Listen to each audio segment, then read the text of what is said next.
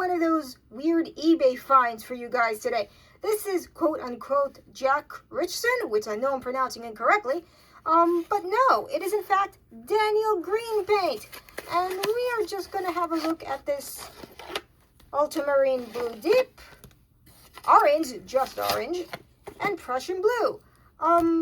I couldn't find absolutely nothing about this brand. Daniel Greene paint is in fact apparently a subsidiary of Jack Richardson. I thought originally they just recycled a box, but no, it actually has Jack Richardson on it. But the Jack Richardson site has nothing. There is an artist named Daniel Greene that apparently worked with Jack Richardson at some point, but there's no mention of the paint. He just mentioned in a long list of famous artists that Richardson worked with at some point. And the website has nothing. So when they made this paint, I don't know, but I don't think it's somewhere in the last 20 years probably. It doesn't feel like old paint.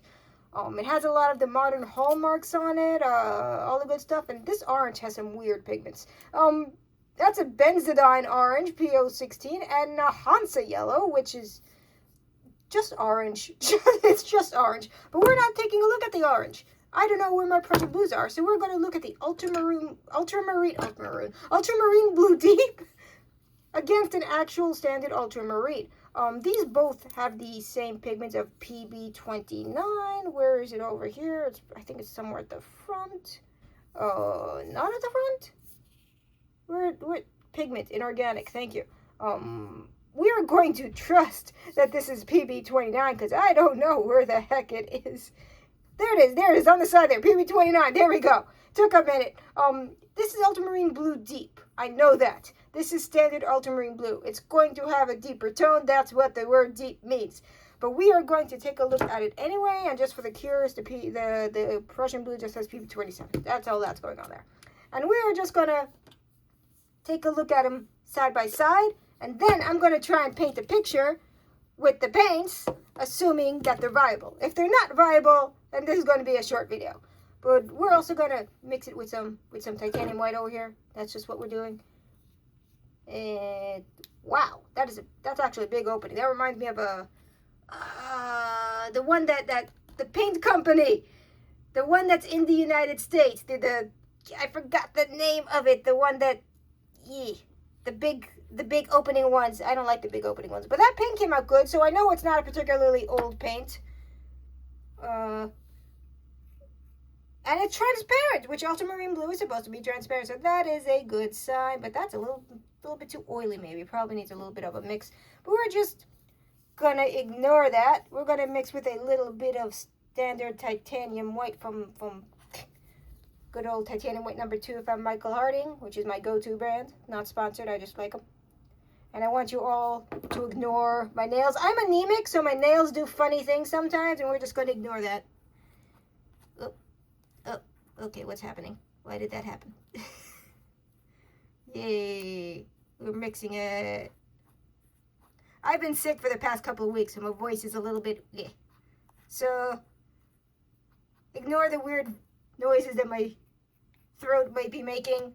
And yeah, that's a good standard titanium white with ultramarine blue. That's exactly what that is. This paint cannot be that old, but it's weird that it's not mentioned anywhere. It's weird that I can't find anything about it. Was it like a limited time promotion that they just had this paint available for like a year or something? Garbage noises. Because even then, limited time paints at least tend to be mentioned somewhere. Like this was a limited promotion in 2021 or something. This was only available in stores for like the Torrid Grays that Gamble comes out with. There's like a new one every year, but at least they say it's a limited time thing every year. It's different, but nothing. Absolutely nothing. Whee. Why is the normal ultramarine blue not as transparent? Could be that there's more oil in there because it's, sometimes oil just shifts around in a bottle, especially if it's stored weirdly. Like if you're storing it flat on its back like bunk, then the oil's, I don't know. It's a mystery for the ages. We're just gonna doot. Why is this is normal ultramarine. This is ultramarine blue deep, but it's not, it's the oil. It's probably the oil. But that's identical. That's damn near identical. The ultramarine, is ultramarini. So that's great.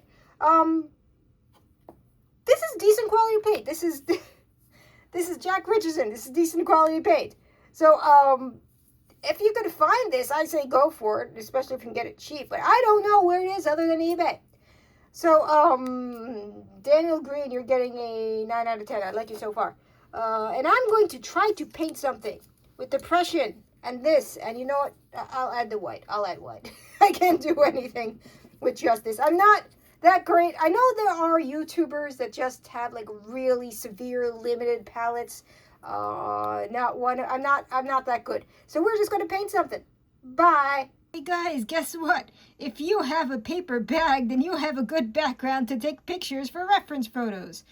I don't know what I'm doing here, so I'm just gonna you got that going. This is a very limited palette, so I'm just trying to put whatever together, and yeah, that works.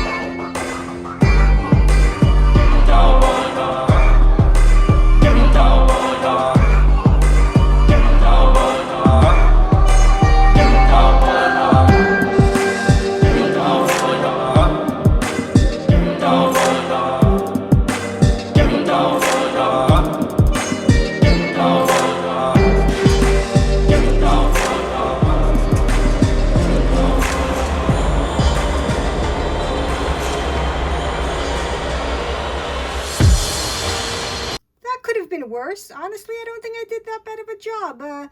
The limited palette was definitely giving me problems. I could not get a solid green out of the orange and the blues, and instead of just kind of giving me a gray. But the paint itself is definitely more vintage. It's stiffened over time. That was a different problem. The orange had some kind of crust on it. I am not asking questions. I think I did a pretty good job. I even signed it. The first thing I signed this year. Yay! The dog is it exists. I am not proud of the dog. I'm proud of Isabel as the Pez dispenser. I don't think they came out half bad. Thank you for watching. Goodbye, everybody.